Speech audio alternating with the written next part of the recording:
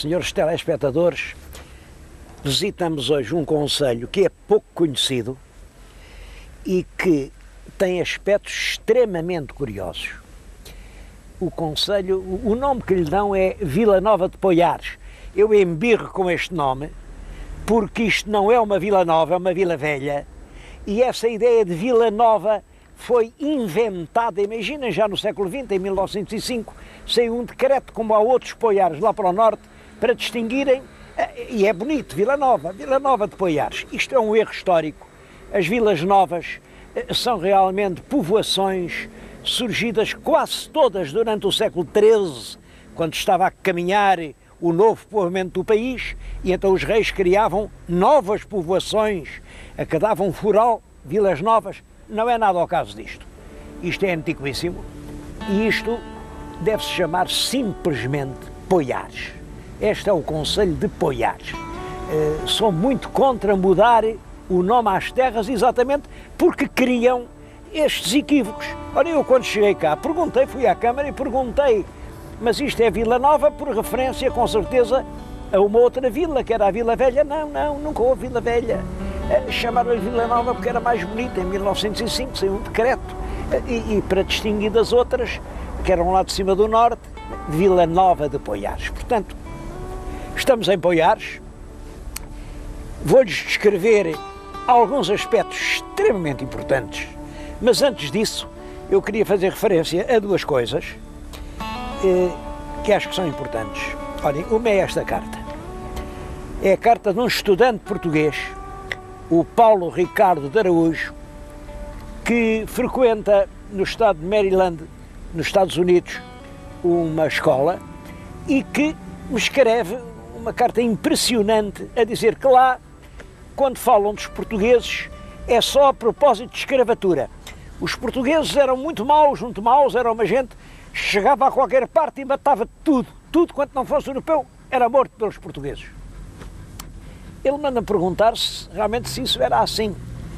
Bom, eu já respondi, mandei-lhe até um opúsculo que é raríssimo, que só há um exemplar em Portugal, e eu mandei fazer umas cópias.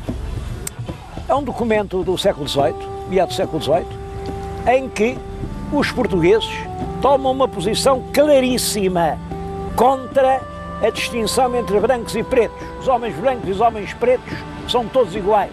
É o que se diz nesse documento. Eu até mandei dizer ao Paulo Ricardo que mostre isso lá aos professores da escola onde anda e que lhes pergunte se conhecem algum país do mundo onde, no meado do século XVIII, o problema tivesse posto naqueles termos. Em matéria de escravatura, o nosso país tornou-se notável. Não foi por praticar a escravatura, foi por lutar contra ela. A batalha do padre António Vieira, o facto de termos sido dos primeiros países do mundo a abolir a escravatura, colocam-nos numa posição honrosa sempre que se fala de escravatura. Infelizmente lá fora é exatamente o contrário disso, talvez para que não se lembrem as próprias culpas deles. Olhem, lá nos Estados Unidos ainda havia muita escravatura, quando nós aqui já tínhamos acabado com ela. O outro assunto que queria falar é um lindíssimo livro que o pintor João Mário me enviou e que eu penso que é um documento precioso sobre Portugal e os portugueses durante o século XX. O pintor João Mário, como sabem, tem um museu em Alenquer, um museu onde expõe tesouros de pintura, não só dele, ele é um grande pintor, mas a maior parte dos quadros que ele expõe nem sequer são os dele, são os da sua época. É um homem que vive nos meados do século XX, ele ainda é vivo, felizmente, e que expõe como os portugueses viam Portugal aqui há 50 anos. Bom, mas eu venho-lhes falar realmente hoje, de Poiares. A primeira coisa que lhes quero dizer é que Poiares é das terras que têm uma melhor literatura. Isto é a monografia de Poiares. Chama-se só Poiares, e muito bem. Já no segundo volume já estava o tal Vila Nova de Poiares, queria dizer que são dois livros muito bem feitos e este começa exatamente por um estudo histórico do professor Joaquim Veríssimo de Serrão, que é de facto notável. É um dos estudos de história local melhores que eu tenho encontrado nesta longa peregrinação que já dura anos pelas terras portuguesas. Bem-ajam as autoridades que fazem estudar o passado da sua terra assim com esta profundidade. E visto isto, vamos agora visitar o concelho de Poiares.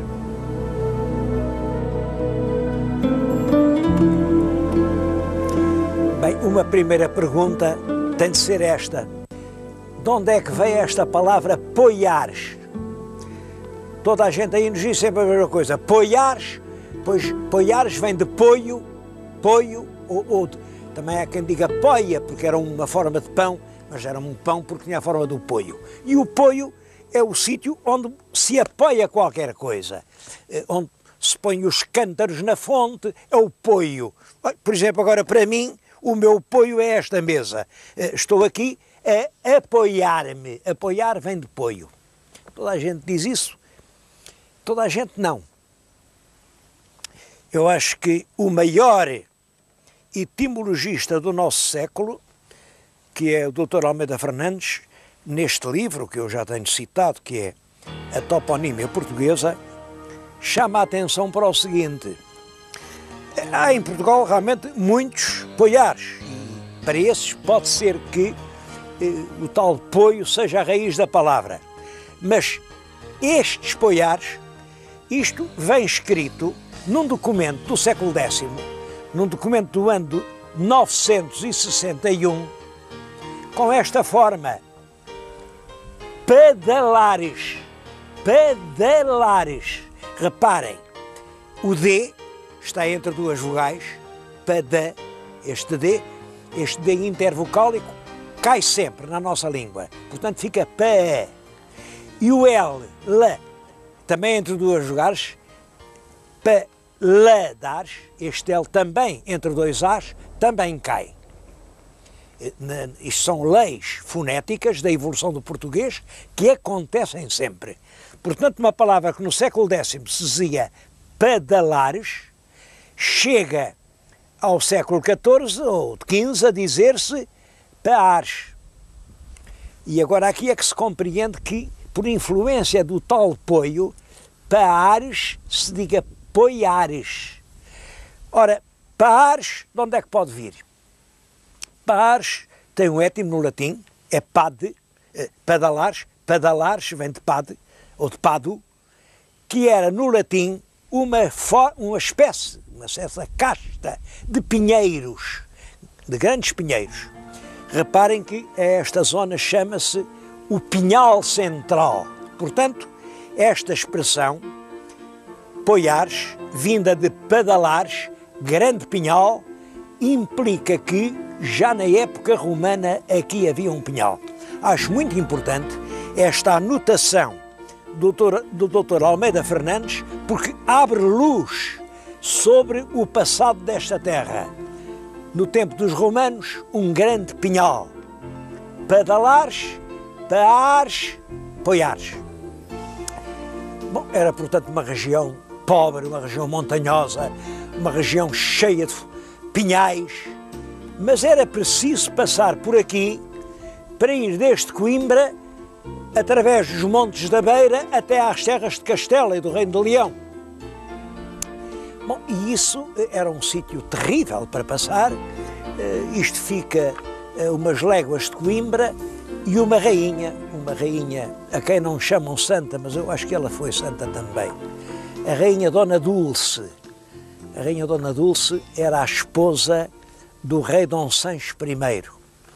Era a tal rainha que usava um emblema, tinha uma cruz, e nos braços da cruz tinha as 4 palavras maiores, que era Rex, rei, Lex, lei, e depois Pax, Lux, paz, luz. Bom, eu acho que nunca uma rainha teve uma legenda tão bonita como esta: o rei é lei e a paz é luz.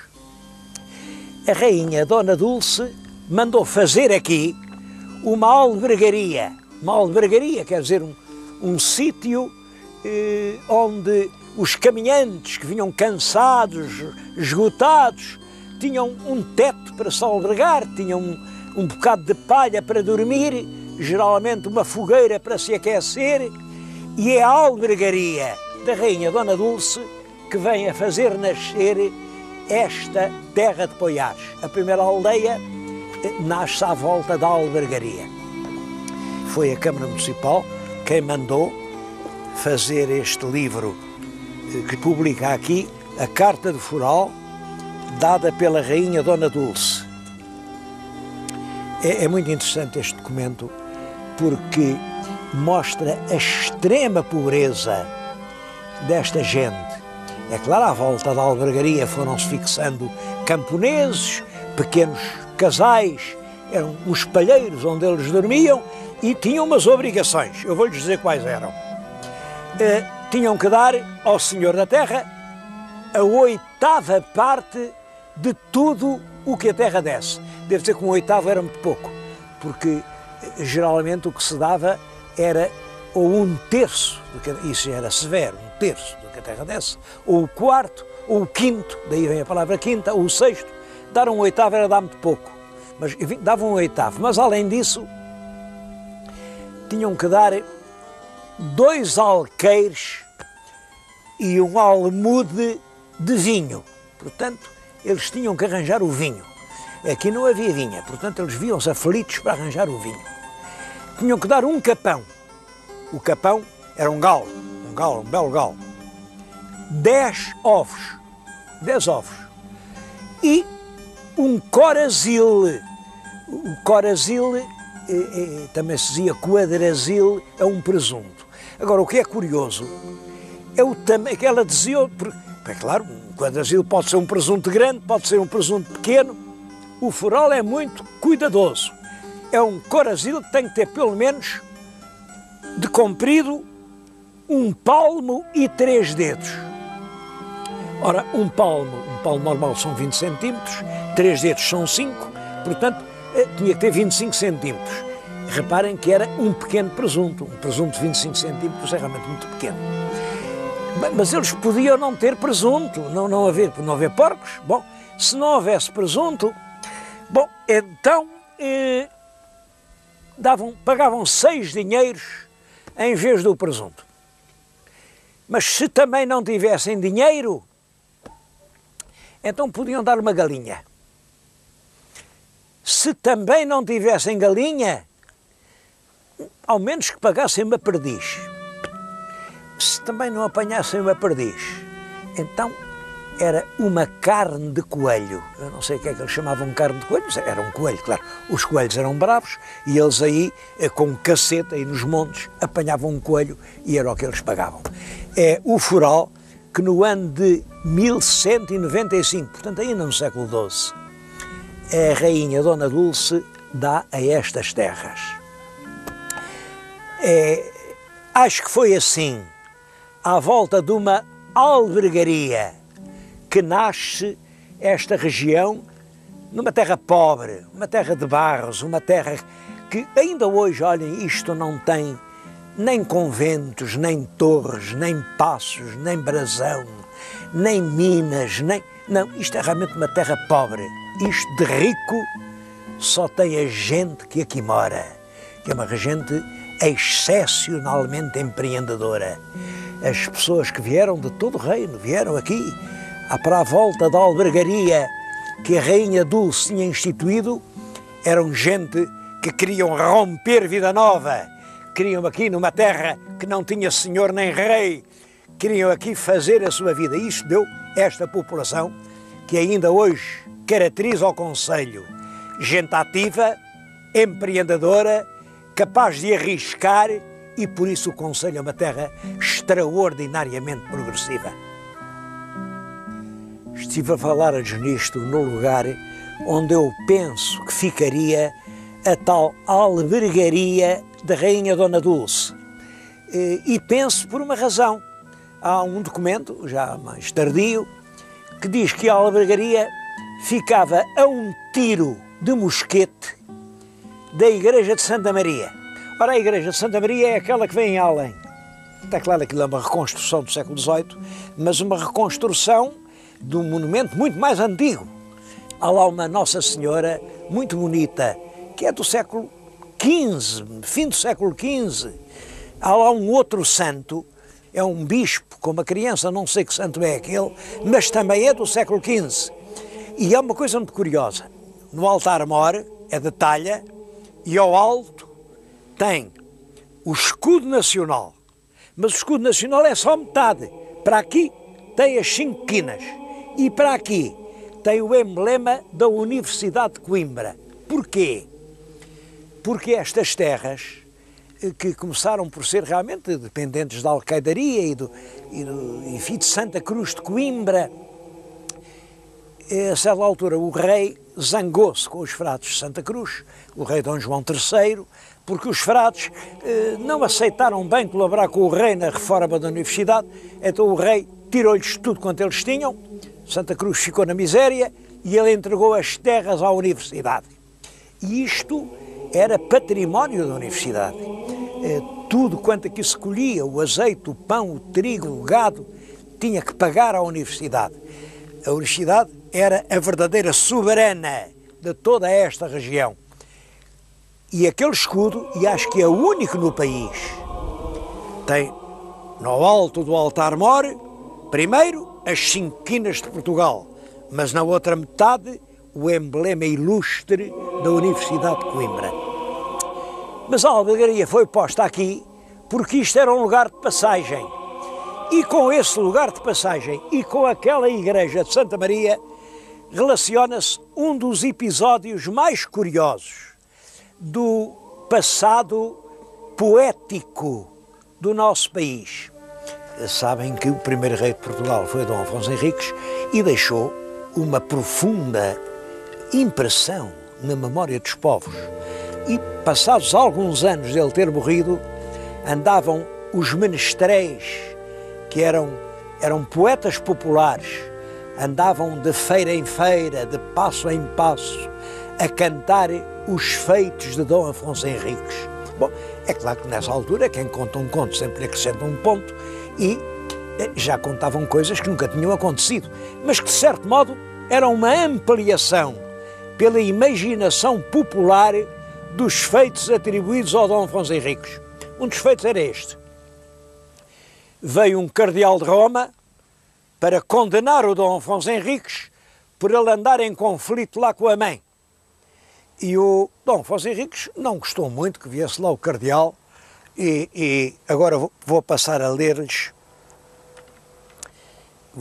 um trecho de um livro que lhes mostro. É o primeiro volume da história da cultura em Portugal do meu irmão António. Para mim é uma das obras capitais da cultura portuguesa no século XX. Mas leio-lhes como ele próprio traduz esta crónica, isto está nas Crónicas Breves de Santa Cruz de Coimbra, é um português do século XIV que ele adaptou ao português moderno e vou-lhes ler o texto. Veio o cardeal e o rei pergunta: cardeal, que viestes aqui fazer, que de Roma nunca me veio senão mal? Que riqueza me manda o Papa de Roma para estas guerras que eu faço sempre, que nunca paro de guerrear os mouros, nem de dia nem de noite? Dom Cardeal, se não me trazeis coisa nenhuma, segui o vosso caminho. E como o cardeal lhe dissesse que vinha para lhe mostrar a verdadeira fé, Afonso Henriques respondeu: tão bons livros temos nós cá, como vós em Roma. Também sabemos que veio Cristo da Virgem Santa Maria, como vós os romanos. O cardeal saiu dali para a pousada e mandou logo preparar cavalos para a partida. Ao cantar do galo, convocou os clérigos da cidade e lançou sobre a cidade a excomunhão. Cavalgou e, ao alvorecer, já se encontrava a 2 léguas de Coimbra. Pela manhã, disse o rei, vamos ver o cardeal. Senhor, ele já seguiu o seu caminho, excomungou-vos a vós e a todo o reino. O rei pediu o cavalo, cingiu a espada, correu atrás do cardeal, de tal maneira que o alcançou num lugar chamado Santa Maria. Foi além que o rei alcançou o cardeal, claro, segundo a lenda. Deitou-lhe a mão ao cabeção e ia cortar-lhe a cabeça quando chegaram 2 cavaleiros que gritaram: Senhor, tal não façais por Deus, que se matais o cardeal, terão em Roma que de todo em todo sois ireis.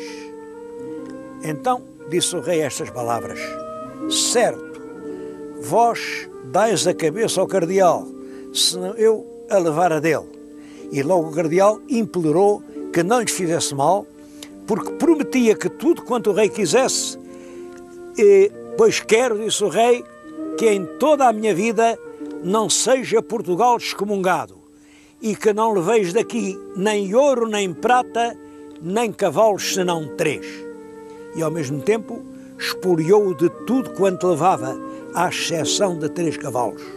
Depois obrigou-o a prometer que dentro de 4 meses mandaria carta de Roma pela qual em sua vida nunca Portugal se ficaria excomungado, ficando por reféns um sobrinho do cardeal, a quem cortaria a cabeça se ao fim dos 4 meses a carta não viesse a Portugal. É claro que é uma lenda que vem na 4ª Crónica Breve de Santa Cruz de Coimbra e que mostra como o povo pensava do seu primeiro rei, passados menos de 100 anos depois da sua morte.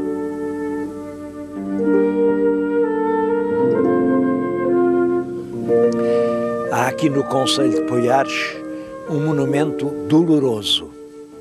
Está na nossa frente. Tem uma base de pedra vermelha, não é bem vermelho, é cor do sangue seco. E tem uma alta cruz. À frente tem uma lápide. E a lápide inscreve 8 nomes. São 8 jovens aviadores que se precipitaram aqui no dia 1 de julho de 1955. Eram aparelhos modernos, caças a jacto, o mais perfeito que havia na altura. Estranhamente, os aviões esmagaram-se aqui contra o solo. Evidentemente, os 8 pilotos morreram. Disse-se que estava nevoeiro, que eles não viram o alto da serra. Isto é uma serrita pequena, tem 430 metros. Ninguém sabe a verdade. Só é certo que aqueles 8 jovens morreram nesse dia.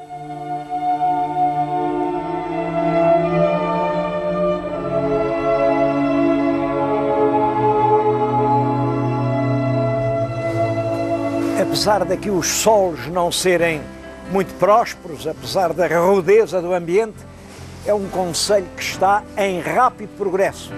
No centro do país é mesmo um dos concelhos mais progressivos.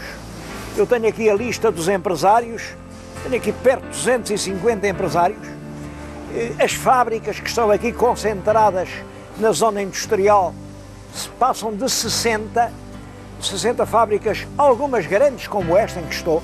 Eu tenho sempre um critério para escolher.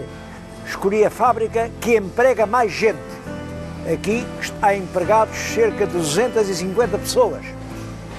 Uma fábrica de luvas de trabalho. É curioso, aqui fazem-se cerca de 14 milhões de pares de luvas por ano. Bom, e a gente fica impressionado. Isto é tudo luvas de trabalho, não são luvas de cerimónia, é luvas para trabalhar.